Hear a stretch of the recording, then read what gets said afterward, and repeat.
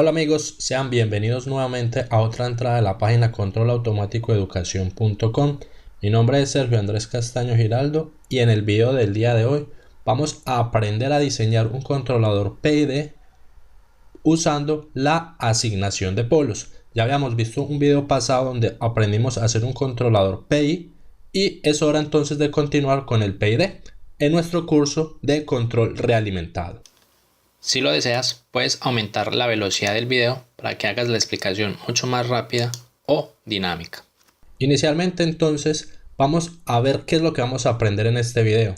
Primero les voy a enseñar obviamente cómo diseñar rápidamente el controlador PID utilizando la asignación de polos. Luego vamos a hacer un ejemplo paso a paso para que veamos todo lo que aprendimos implementado en un ejemplo. Les voy a mostrar el código en MATLAB detallado. Y por último, pues vamos a probar nuestro controlador que vamos a hacer en MATLAB en un sistema no lineal para ver si funciona para simular un comportamiento en una industria real con este modelo no lineal. En la descripción de este video te voy a dejar una lista con los minutos para que puedas saltar directamente a la parte que más te interese. Aquí en la descripción de los videos, simplemente si le das mostrar más, pues te sale todos los links que te dejo y lo que te digo, te dejo el sumario de cada minuto del video. Entonces simplemente es con darle clic, por ejemplo, quieres ver la parte de la asignación de polos, simplemente le das clic y directamente va a la parte donde se enseña la asignación de polos. Como en esta entrada entonces estamos viendo lo que es un control PID, es importante recalcar que en la literatura existen varias configuraciones de los controladores PID. Aquí vamos a mencionar algunas. Por ejemplo, una de las más clásicas es la estructura del control PID ISA, que es esta que vemos a continuación en pantalla en lazo cerrado. Aquí vemos también su ecuación del control PID que viene dada por esta expresión, donde vemos que la ganancia proporcional KC pues recibe la señal del error y esta ganancia proporcional pues se viene hacia las tres parcelas. En la parcela de arriba entonces es la ganancia proporcional, luego se multiplica acá por la parcela integral y por último pues se multiplica acá por la parcela derivativa. Las tres parcelas entonces son sumadas, como lo vemos acá, parcela proporcional, parcela integral, parcela derivativa. Las tres son sumadas y forman entonces la acción de control que va hacia nuestro proceso industrial. De nuestro proceso industrial entonces nosotros vamos a leer pues la variable que va a ser y de t. La variable la vamos a leer con un sensor cualquiera. Esa variable del sensor entonces es realimentada y es comparada con la referencia que yo quiero seguir, y esa diferencia entre la variable y el set point me va a dar el error que está alimentando a mi control PID. Entonces aquí vemos que la estructura ISA es una de las estructuras más clásicas utilizadas en el controlador PID. Aquí vemos entonces otra configuración que se conoce como el control PID en serie, que lo vemos representado en su diagrama de lazo cerrado. Aquí entonces la ecuación del control PID cambia, porque si vemos por ejemplo el error que está entrando aquí, pues él se va a sumar aquí con una acción derivativa, que es lo que vemos así. Aquí la acción derivativa es sumado por el error, aquí más 1, luego se multiplica por la ganancia proporcional KC que la vemos en la ecuación, y por último pues se es sumado aquí con la acción integrativa que la vemos aquí. El 1 viene de acá de la acción directa más la acción derivativa que vemos aquí. Entonces el control PID tiene la acción derivativa sumada o en serie con la acción proporcional en serie con la acción integral. Así entonces se conforma el controlador proporcional integral derivativo en serie que me genera la acción de control que va a mi proceso. Veamos el último. Aquí el control PID paralelo es un control más clásico, más orientado a la academia, que vemos su lazo cerrado aquí, donde vemos que su ecuación pues se compone de la suma de tres ganancias, donde tenemos la ganancia proporcional, la ganancia integral KI y la ganancia derivativa KD. Entonces vemos que los tres bloques están en paralelo, los tres se suman y forman mi acción de control que va hacia el proceso. Aquí entonces la ganancia proporcional KP es simplemente la acción proporcional del controlador. La ganancia integral KI es siempre representado por 1 sobre tau i. Y por último pues la ganancia derivativa es simplemente mi tiempo derivativo. Entonces vamos a diseñar un control PID. En este caso pues ustedes pueden escoger la estructura que quieran de las tres que acabamos de ver. Yo me voy a basar en la estructura del control PID ISA, que es una de las estructuras clásicas, y vamos a diseñar este controlador a través de la asignación de polos para encontrar cuál es el parámetro KC, el tiempo integral y el tiempo derivativo. Entonces si recordamos, la ecuación del controlador PID en la estructura ISA es esta que vemos aquí, que es la estructura clásica. Nosotros podríamos entonces reescribir aquí esta ecuación de polinomios pues en la ecuación del PID ya toda comprimida. Y si notamos, en nuestra ecuación del controlador PID vamos a ver que el orden del denominador es un orden de grado 1 y el orden del numerador es de grado 2. Si vemos entonces la ecuación real del controlador PID es una ecuación no propia, porque los órdenes generalmente tiene que ser el orden del denominador mayor o igual al orden del numerador. Entonces no es una ecuación que sea físicamente implementable. Para arreglar esto, entonces vamos a ver más adelante que en la práctica, para poder implementar este controlador, pues se adiciona un filtro pasabajos que me permite volver el sistema implementable. Entonces vemos que en la acción o en el lazo de control pues se agrega un filtro pasabajos en el término derivativo, donde tenemos un parámetro alfa, que ese parámetro alfa es un parámetro de diseño que me da robustez o me permite eliminar ruidos. Y entonces tenemos la nueva ecuación del controlador PID con filtro. Aquí pues podríamos hacerle proceso matemático y podríamos llegar entonces a la ecuación del controlador PID con filtro, que ya vemos que es de segundo orden en el numerador y de segundo orden en el denominador. Este parámetro alfa entonces él varía de 0 a 1 y me sirve para atenuar ruidos y para mejorar la robustez de mi controlador. Entonces vamos a diseñar nuestro controlador PID por asignación de polos. Si tenemos el lazo cerrado de nuestro sistema donde tenemos nuestro controlador, vamos a suponer que nuestro proceso viene siendo modelado por un sistema de segundo orden. Sabemos que la ecuación de un sistema de segundo orden genérica viene dado por esta expresión, que yo podría reescribirlo así de una manera más fácil. Simplemente todos estos términos los llamo como A, la frecuencia natural al cuadrado lo llamo como B y todo lo que está en el numerador pues lo llamo como la ganancia K. Y yo podría decir entonces que el modelo de mi proceso pues tiene un polinomio A en el numerador y tiene un polinomio B en el denominador. Vamos a tomar entonces la ecuación del controlador PID. Recordamos entonces que tenemos la ecuación del controlador PID, que era esta. Aquí la ecuación está sin el filtro en la acción derivativa porque estamos usando la ecuación clásica que se utiliza en la literatura, que es esta aquí, y a través de ella pues vamos a diseñar el control por asignación de polos.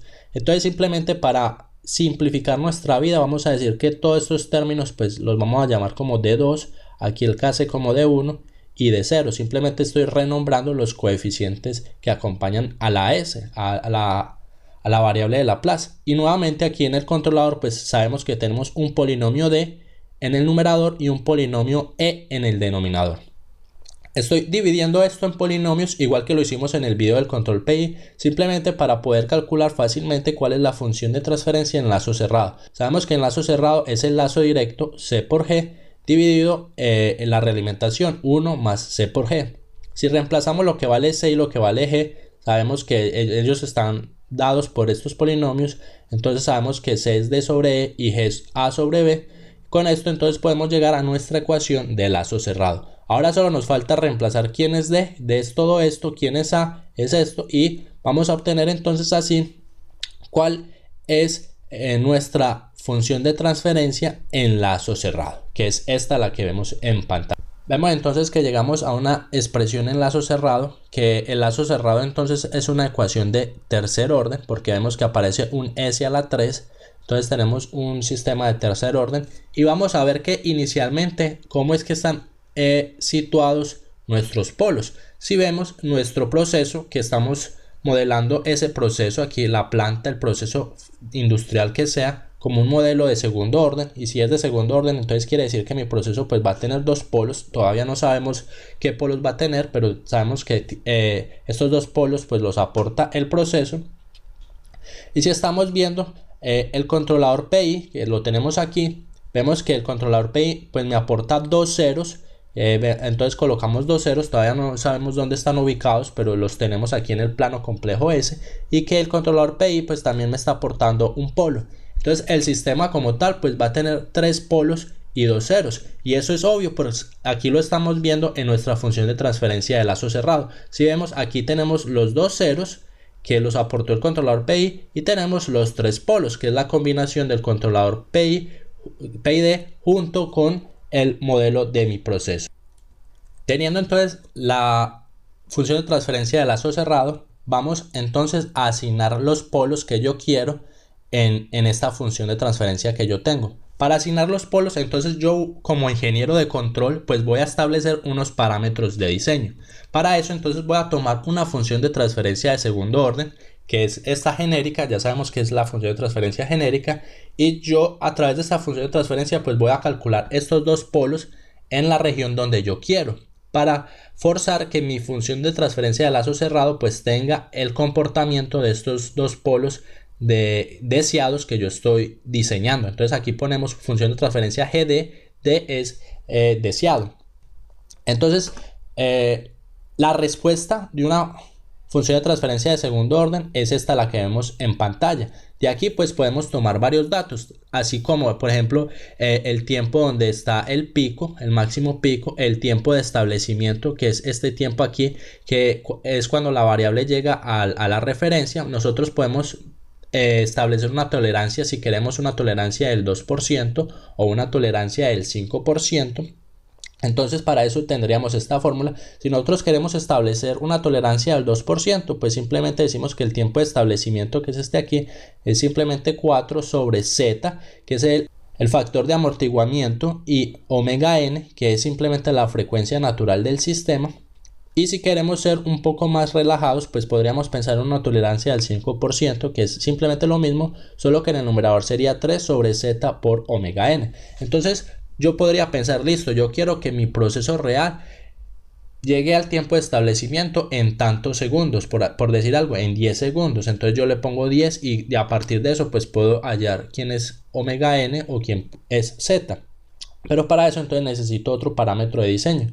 El otro muy común que se usa es saber cuál es el máximo pico que yo permito en mi sistema. Entonces el máximo pico pues viene dado por el exponencial de menos pi por z sobre raíz de 1 menos z al cuadrado. Y aquí simplemente se multiplica por 100 para pasarlo a porcentaje. Entonces yo puedo decir, listo, yo quiero que la respuesta de mi sistema o de mi proceso tenga un máximo pico del 5%. Entonces con el 5% pues vemos que aquí yo puedo hallar z fácilmente despejando la z, y teniendo la z pues puedo encontrar quién es omega n. Teniendo la z y la omega n pues vemos que puedo reemplazar en mi función de transferencia deseada y saber cuál será aquella función que yo quiero seguir o que yo deseo que sea como mi sistema se está comportando. En otras palabras, estoy colocando dos polos en la región donde yo quiero que mi sistema tenga el comportamiento deseado. Pero recordemos algo, nosotros teníamos entonces una función de transferencia de lazo cerrado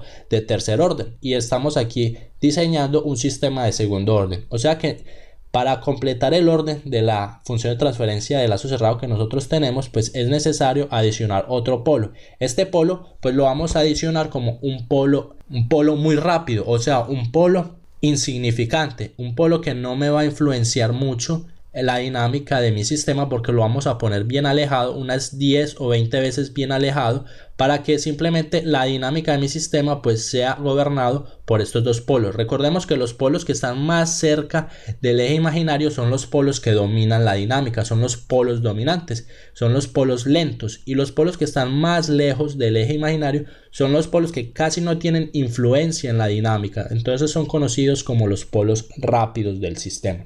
Dicho esto, entonces tenemos nuestra ecuación característica, que simplemente es el denominador. Aquí veríamos la ecuación característica, entonces va a ser conformada por este polinomio de segundo grado, que aquí yo los llamé como h1 y h2, pues que pueden ser lo que sea.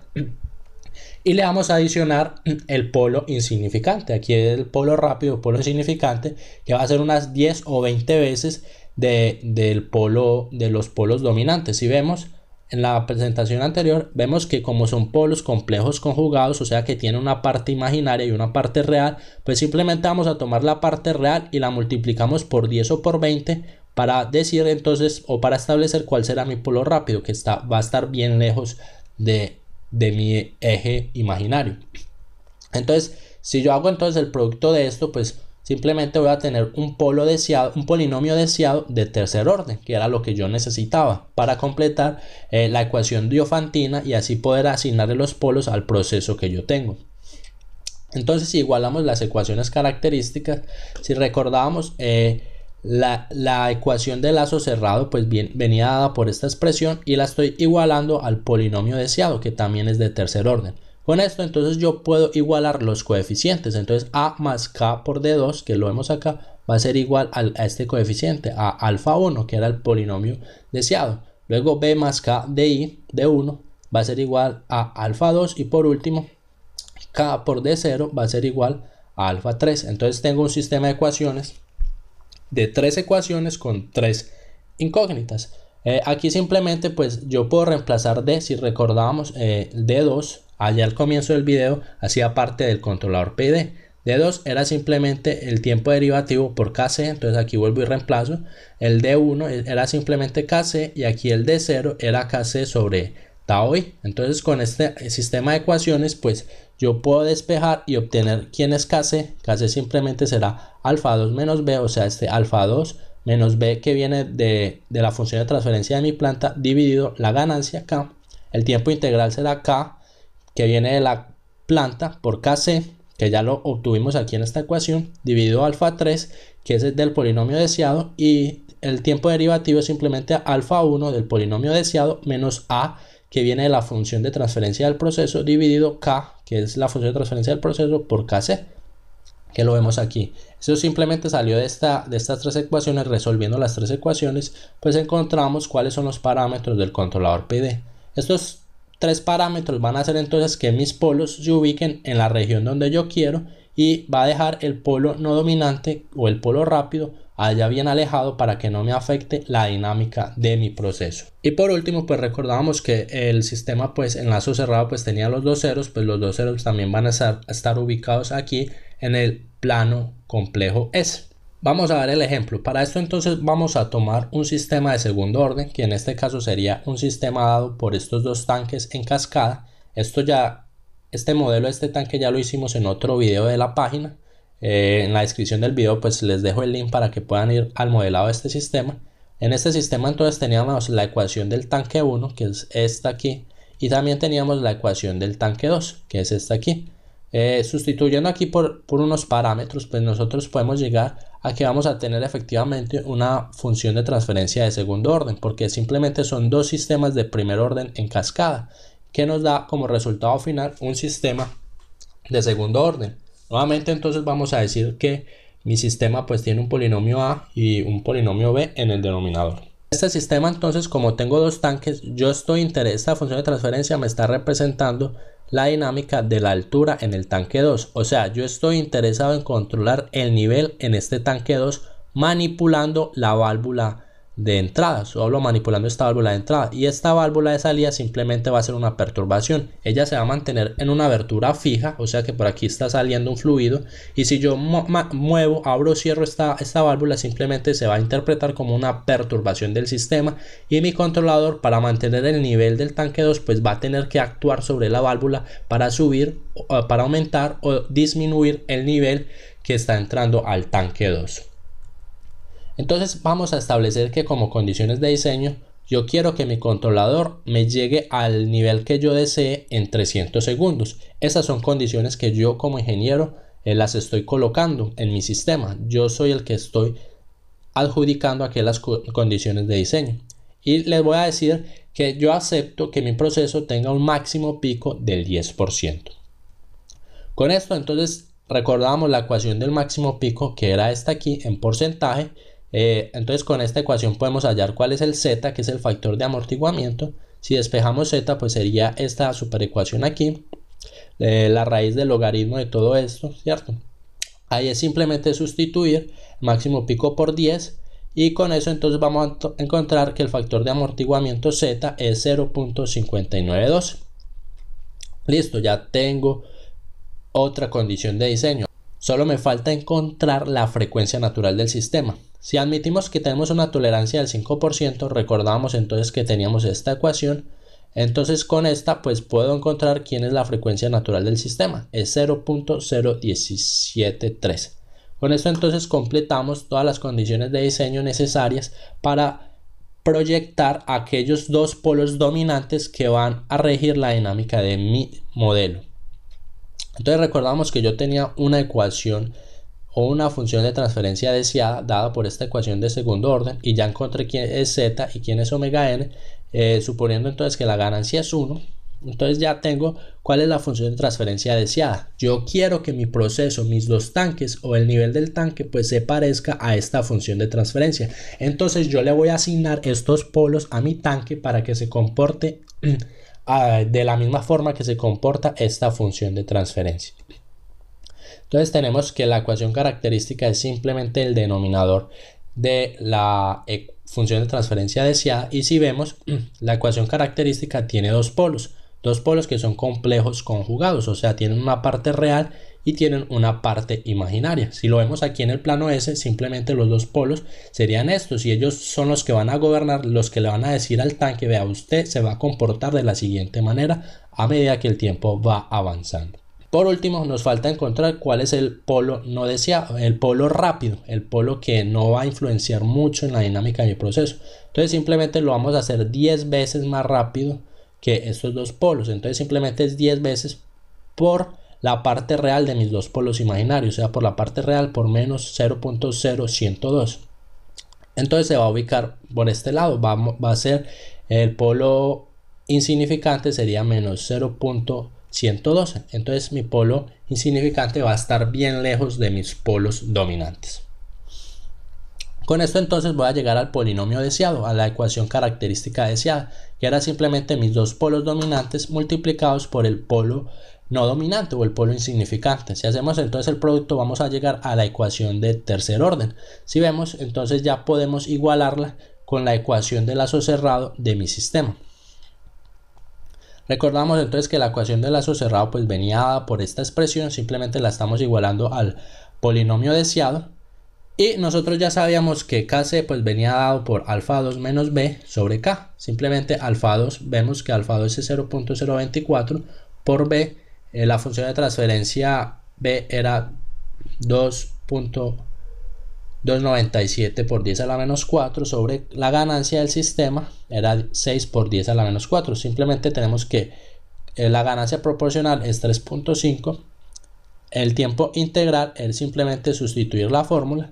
Es esta ecuación que vemos aquí, va a ser el tiempo de 70.71, y el tiempo derivativo pues nuevamente sustituyendo la fórmula vamos a tener que es 41.7117. Y vamos a ver que entonces con estos parámetros pues los polos se van a mover y se van a ubicar en mis lazos cerrados en la región donde yo quería. Vamos a verificarlo entonces en MATLAB. Estamos aquí entonces en MATLAB con el código del control PID por asignación de polos. Este código se los dejo allá en el blog. Puedes encontrar el link en la descripción de este video. Entonces inicialmente pues comenzamos como siempre limpiando pantalla, limpiando variables, cerrando todas las ventanas que tengamos abiertas, y vamos a colocar los parámetros del tanque. Estos parámetros pues ya los vimos en el video, son los parámetros de las constantes de las válvulas y las aberturas de las válvulas. Vamos a establecer entonces que inicialmente la abertura de la válvula de entrada es 0.5, o sea que está abierta a la mitad, y la abertura de la válvula de salida es 0.45. Entonces estamos viendo que esta válvula está abierta a la mitad, al 0.5, y esta válvula está abierta en 0.45, y así es que obtuvimos esta función de transferencia. Esto lo estoy pasando rápido, pues ya lo vimos en el video del modelado de ese tanque, entonces no me voy a detener pues a explicar esa linealización. Aquí simplemente entonces encontrábamos las alturas estáticas del sistema y llegábamos a la función de transferencia. Esto no había necesidad de hacerlo, pero igual yo se los coloqué aquí. Simplemente estoy recargando esto para poder hacer la simulación del modelo no lineal. Aquí tenemos entonces la función de transferencia P. Recordamos que P representa la dinámica de la altura en el tanque 2, que es esta aquí. Con esta función entonces simplemente estoy separando de la variable p, estoy separando en una variable n, el numerador 0.0006, en la variable d todo el denominador, todo el polinomio del denominador. Y aquí entonces simplemente estoy renombrando los términos de la función de transferencia. Recordamos que habíamos nombrado k como todo lo del denominador, a era simplemente este término de aquí que acompaña a la s, y b es el término aquí independiente. Entonces simplemente solo estamos renombrando solo para que parezcan las variables que vimos en la explicación del control PD. Vamos entonces con las especificaciones de diseño. Habíamos dicho que queríamos un pico máximo del 10%. Entonces que con el pico máximo podíamos encontrar el z, que es el factor de amortiguamiento, que era la raíz cuadrada de los logaritmos y todo eso. Entonces con esto encontramos que el factor de amortiguamiento pues efectivamente era 0.5912. La constante del tiempo del sistema es simplemente es tomar 1 sobre el valor absoluto de la raíz más cerca al origen. Entonces vemos que la constante del tiempo del sistema es 97, o sea de este tanque es 97 segundos, porque simplemente lo que está haciendo es tomando la raíz del denominador. Si vemos las raíces del denominador, son estas dos, 0.02 y 0.101. Él está tomando el máximo, o sea, el más cerca al eje imaginario, o sea que ese es el dominante. Entonces yo más o menos que calculo cuál va a ser la constante de tiempo simplemente tomando 1 dividido esta raíz. Entonces más o menos pues yo sé que la constante de tiempo está entre 97 segundos más o menos, solo es una aproximación. Con la constante de tiempo entonces yo sé que el sistema se va a estabilizar en 4 veces la constante de tiempo. Si hacemos un step a la planta, sabemos que la planta es P. Vemos, esta es la respuesta del sistema en lazo abierto. Entonces él más o menos pues se estabiliza aquí como en 400 en lazo abierto. Yo quiero que él sea un 75% más rápido. Yo quiero que él en lazo cerrado se llegue al tiempo de establecimiento por aquí en 300. Entonces eso es lo que le estoy diciendo. Yo sé que entonces 4 veces el tau me va a dar los 400 segundos. Entonces yo quiero un 75%. Entonces yo quiero que el tiempo de establecimiento sea más o menos en unos 300 segundos. Aquí con eso entonces puedo calcular cuál es la frecuencia natural del sistema aplicando la fórmula, y ya tengo todas las especificaciones de diseño. Con esto entonces puedo encontrar cuáles son los polos complejos conjugados, que simplemente son estos polos de aquí, y coloco cuál es el polo insignificante, que es simplemente tomar la parte real del polo complejo conjugado y multiplicarla por 10, así yo tengo el polo insignificante. Esto entonces lo voy a guardar en un nuevo vector SD. Aquí en SD estoy guardando los dos polos complejos conjugados que ya habíamos visto, que eran estos dos polos aquí en positivo y aquí en negativo, y aquí simplemente le estoy adicionando el polo insignificante P3. Ya habíamos visto que era menos 102, que era 10 veces la parte real del complejo conjugado.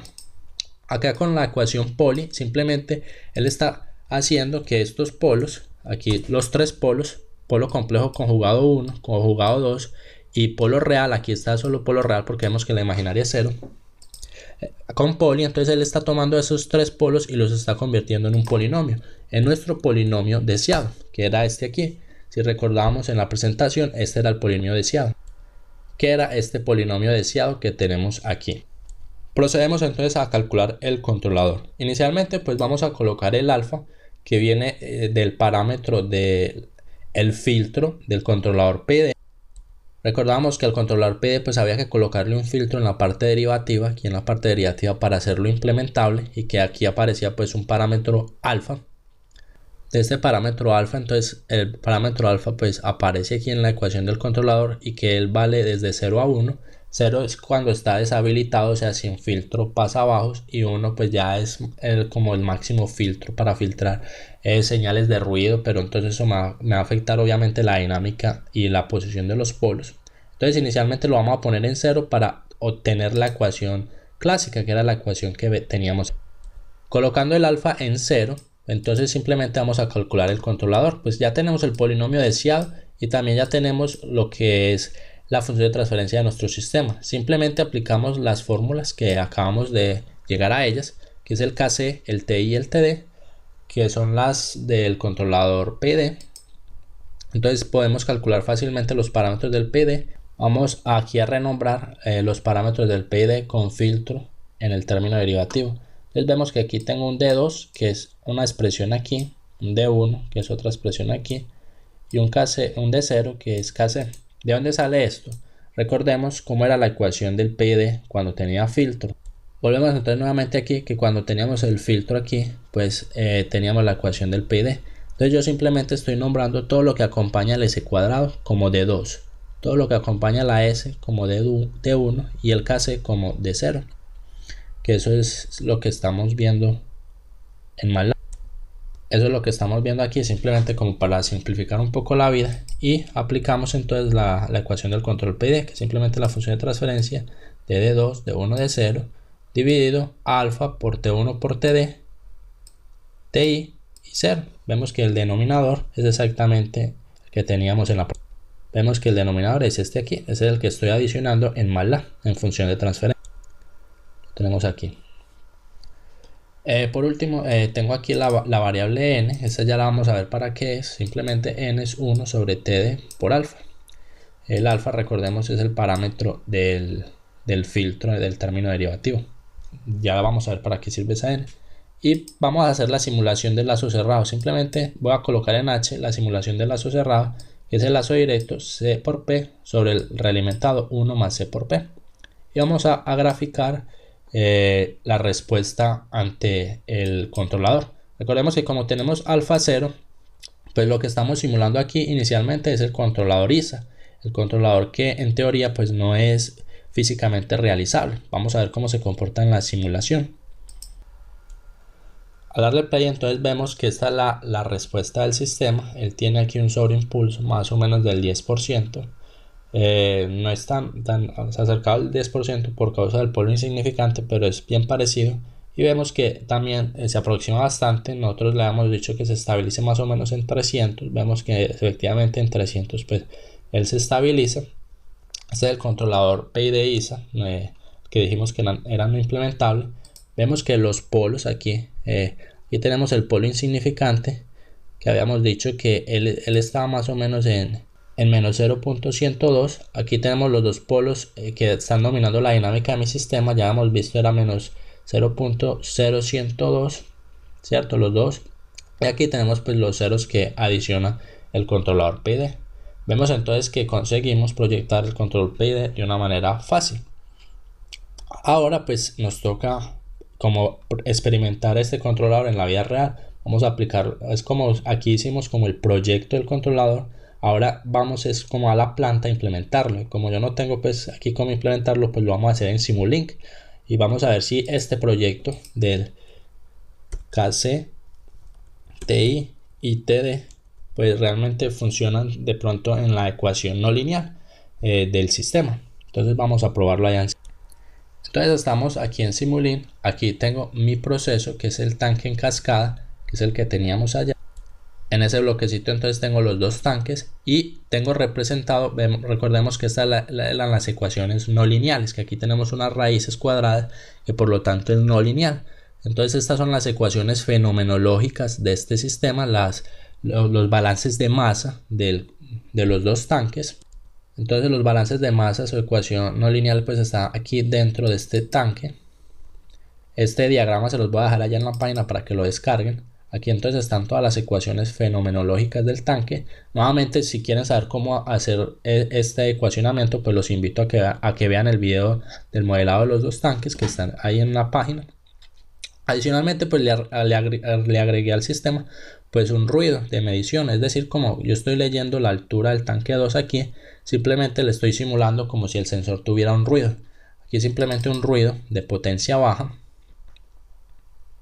Aquí un ruido, vemos que la potencia pues es baja, pero simplemente es para simular un poco lo que tendríamos en un proceso físico real. Nuevamente entonces tenemos nuestro lazo de control. Aquí tenemos una saturación porque los tanques solo tiene una altura máxima de 1 metro, entonces no pueden pasar de 1 metro. Y tenemos aquí un bias, que es simplemente la condición inicial de nuestro tanque. Recordemos que como aquí en la entrada pues está la válvula de entrada,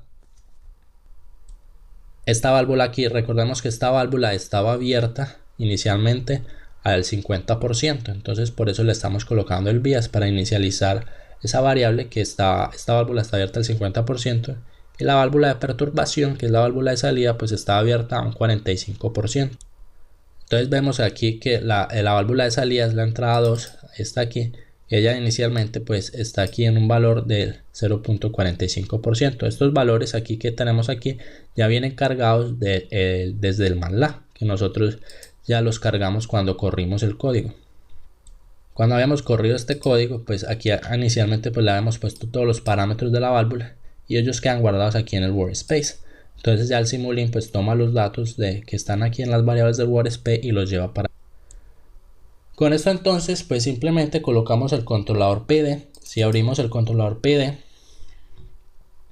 vamos a ver que tengo el parámetro KC. Él está implementado, si lo vemos, a través de ganancias. Entonces es ganancia proporcional, ganancia integral y ganancia derivativa. Entonces ya sabíamos que la ganancia proporcional es igual al KC, que es la ganancia proporcional. La ganancia integral era 1 sobre TI, entonces colocamos 1 sobre TI. Y la ganancia derivativa pues era simplemente el tiempo derivativo. Aquí vemos que el Simulink efectivamente él utiliza el filtro para que el sistema sea implementable. Él utiliza el filtro pasabajos en el término derivativo. Y él utiliza aquí como el coeficiente del filtro como un coeficiente n. Era por eso que habíamos calculado el n en donde ese n es simplemente 1 sobre el tiempo derivativo por el alfa.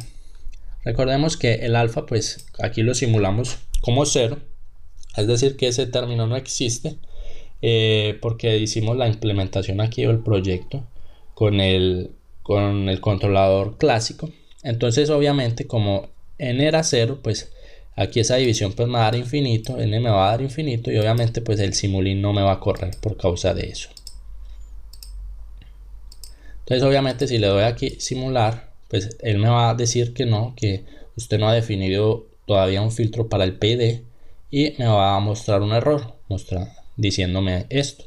Aquí me está diciendo que el problema es que usted no ha definido el coeficiente del filtro adecuadamente. Entonces para eso pues vamos a colocar un filtro bien pequeño para que no me afecte la ubicación de los polos. Entonces venimos al código, simplemente vamos a modificar el parámetro alfa. Simplemente lo podemos colocar en 0.01. Eso no va a afectar en nada, este alfa pues no afecta en nada el cálculo. Si vemos, él no afecta nada el cálculo en el parámetro KC, TI, TD, porque yo no lo estoy llevando en consideración dentro de mi proyecto de control. Si ustedes quieren pueden llevarlo en consideración en las ecuaciones diofantinas, asignando los polos, pero van a llegar a un sistema de cuarto orden, y para resolver ese sistema de cuarto orden pues les va a quedar un sistema de ecuaciones no lineales, y es un poco más complicado trabajarlo así. Por eso es que nosotros calculamos como si el controlador no estuviera, y después le adicionamos el parámetro alfa. Obviamente este parámetro, dependiendo de cómo lo coloquemos, pues él va a modificar la posición de los polos. Si colocamos un parámetro alfa bien grande, pues la posición de los polos se va a ver bastante afectada. Pero si no, pues pongámoslo pequeño, vamos a simular, vamos a ver que realmente los polos con un alfa pequeño pues realmente no se mueven mucho de la parte donde inicialmente pues los habíamos diseñado. Aquí que tenemos la parte, el polo lejos, el polo insignificante, él ya se movió un poco, ya quedó en 2,3. Y aquí vemos que ya estos polos pues aproximaron mucho más a los ceros, pero igual sigue siendo muy próximo, y vemos que su respuesta pues sigue siendo casi que la misma que teníamos, muy parecida. Ya con esto entonces ya le asignamos un parámetro al filtro y ya lo podemos simular. Entonces vemos aquí que él inicialmente pues estaba en 0.5, vemos el ruido de medición que le habíamos colocado, hacemos un escalón a 0.7, aquí entonces abrimos la referencia, le dijimos que lo llevara a 0.7, entonces el controlador empezó a actuar y tuvo un sobreimpulso más o menos del 10% y llevó la variable de control a la referencia. Aquí más o menos en el minuto 600 le apliqué una perturbación, es decir, cerré la válvula de salida para que el flujo, el nivel dentro del tanque subiera. Entonces, al cerrar la válvula de salida en el minuto 600, pues el nivel comenzó a subir y ahí el controlador entonces empezó a actuar para cerrar también la válvula de entrada y rechazar la perturbación. Vemos que la rechaza y nuevamente pues regresa al set point. Entonces con esto pues vemos otra forma de implementar los controladores PID. Ustedes ya pueden jugar como quieran con el sistema. Pues si desean pueden ponerle pues no sé un alfa mayor, por ejemplo un alfa de 0.9, ver cómo se comporta el sistema. Aquí ya el sistema va a ser bastante oscilatorio, porque va a mover bastante los polos. Vemos que obviamente pues ya vamos a tener un pico mayor, y en el sistema real pues también va a tener su comportamiento alterado. Aquí vemos entonces efectivamente pues tiene el comportamiento que esperábamos, incluso se estabiliza más rápido, pero colocando un alfa así ya más grande pues no es aconsejable utilizar la asignación de polos, porque realmente los polos se mueven mucho. Si vemos ya los polos quedaron, se movieron bastante, ya aparecieron otros dos polos complejos conjugados. Entonces la forma que les acabo de enseñar es simplemente para el control clásico, el control PID clásico, que no aplica el filtro, que no tiene el filtro, simplemente cuando el filtro, el parámetro del filtro es bastante pequeño. Nuevamente, si quieren pueden colocar este parámetro en el diseño. Entonces todo el cálculo que hicimos en este video pues ustedes ya lo van a hacer sobre esta ecuación del controlador, que ya sí va a tener en cuenta el parámetro alfa, solo que nuevamente pues van a llegar a un sistema de cuarto orden y van a tener que resolver una ecuación no lineal. Entonces muy probablemente en su sistema de ecuaciones pues lo mejor es no ubicar el polo insignificante, sino que tal vez podría ser interesante que ustedes anexen aquel polo insignificante como una variable en la ecuación, pero nuevamente sería una ecuación no lineal. Entonces ahí lo más conveniente entonces sería utilizar técnicas computacionales o técnicas numéricas para encontrar la solución del problema. De la manera como lo acabamos de ver, es una manera simple que es utilizada sobre el control clásico PID que vemos en la literatura, que es este aquí, sin el filtro, y simplemente al momento de implementarlo vimos que aquí lo podemos implementar directo, sin necesidad del filtro, directamente en MATLAB, y que simplemente cuando lo implementamos en Simulink es simplemente poner ese parámetro del filtro en bien bajo, o como lo colocan normalmente por defecto, ni siquiera ni lo modificamos, él por defecto lo deja en 100, y vemos cómo se comporta con los parámetros por defecto. Con los parámetros por defecto pues tiene este comportamiento muy parecido entonces a los 300 segundos que le habíamos proyectado inicialmente en nuestro proyecto. Amigos, espero entonces les haya gustado el video. No olviden suscribirse al canal, darle me gusta, compartan con todo el mundo esta información y nos vemos en una próxima entrada de control automático e educación.